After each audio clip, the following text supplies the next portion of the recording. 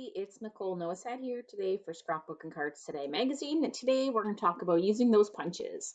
A lot of the time, our punches are one of those tools that just gets thrown in a drawer and we forget about them.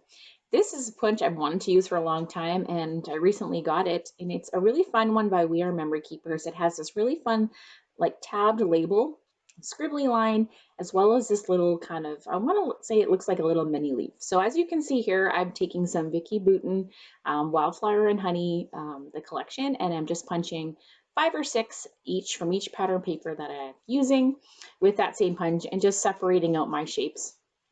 The idea for this video is that we're gonna pack a punch in our layouts. You're gonna pick a punch from your stash, one that you really love that you haven't used in a long time, or a new one that you just got, and you're gonna create your own pattern on your background. So by punching all these different colors, I'm able to get a nice variation for my background. You could definitely do this in a monochromatic tone. You could do 3, 4 colors, even just 2. It's really up to you. If you have a lot of scraps, obviously this is a perfect project for that too. Once you have your shapes kind of all punched out, you want to organize them. For me, because there's 3 different shapes in this one punch, I'm just separating them by the different shapes. I'm not going to use the squiggly line ones at this point, but I am going to use both the tiny little design there as well as the label. So I'm using a plain piece of white cardstock for the base of my layout, and I wanted to add a little bit of just tiny bits of color behind where my design is going to go. So I'm just using this stencil by Vicky Bouton as well as her art crayons and a stencil brush. And I'm just lightly rubbing on with a stencil brush from the neutral set. It's kind of like a yellowish tan kind of color, just to add a little bit, just a very slight pattern to the back of my design. So I'm going to make sure I clean everything up as I go, just so it doesn't get dry onto the stencil. And then I decided I wanted to add some water droplets to my project as well. So I'm going to use that same art crayon, just a little bit of water, and I'm going to mix it up nicely and add a little bit of yellow just to kind of bring out the yellow in some of those papers that we're going to be using. And then use my round brush here and just tap it off just to get some nice round circular droplets, just kind of on the outer 2 edges of the layout, because I know my pattern I'm planning to run it down through the middle of the page. All right, so now that that's working, I'm just gonna let that dry slightly and then blot off any wet parts with a paper towel. And now I'm ready to get going. There's really not a lot of hard and fast rules, I guess you could say, when it comes to doing something like this. My recommendation is kind of plan out ahead of time where you wanna have your pattern start, what sort of punch you're gonna use. For me, I really wanted to make almost like a tiled look on my project. So I have I'm gonna call this a decorative label punch. I have all my different shapes laid out. I'm just lining them in a row. For now, I'm starting with a row. I end up removing some pieces later. It's just kind of the best way of having them line up fairly even. I'm not using a ruler at any point throughout my design process, but if that's going to be what you need to do that, go ahead. And for something like this, we're using even like a half circle design, you could definitely line up each of those rows with a ruler.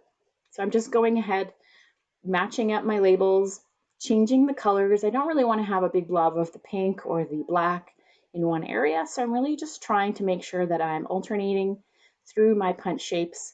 I always usually would do something like this. I usually punch more than I need to punch, just so I have some choices with the pattern and color. Some people think that's wasteful, but if you're using scraps especially, it's probably something small that you would probably toss out anyway. So definitely punch more than you think you need to punch. That's just going to give you a little bit more variety as you work through your design. That way you can move things around.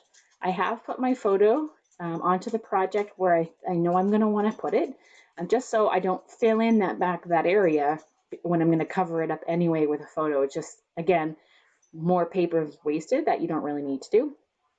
And now I'm going to start the same process kind of on the bottom of my page, and you can see I'm just starting along one edge, and I've removed some along that top edge of the page where I first started. It's kind of like making a bit of a puzzle, and it's really just based on your eye and what you think is going to look nice. I am trying to, kind of make that visual triangle as I work through things. So I have some touches of yellow in the top left corner. I want to make sure I have some here on the bottom right. So I'm just going to go ahead, kind of move things around. I'm not sticking anything down yet. It just gives me the ability to kind of pick up pieces and move them and change the colors if I want. Again, I don't want to have too much of one color in one area. I am leaving a bit of an area where I know my title is going to go. So that's going to go just below and to the left of my photo. So I'm kind of leaving that area open also, because again, you could definitely fill up the whole page if you wanted. But if you know you're going to cover it with a photo or a title, there's no point in wasting the space. So now that I think I have everything where I want it, I'm going to go ahead and just use some tape render adhesive and get those pieces all stuck down. Again, if you wanted to use a ruler, you definitely could do that for something like this, but I'm just going to totally eyeball it and just go ahead and just add a little bit of tape adhesive behind each of the shapes.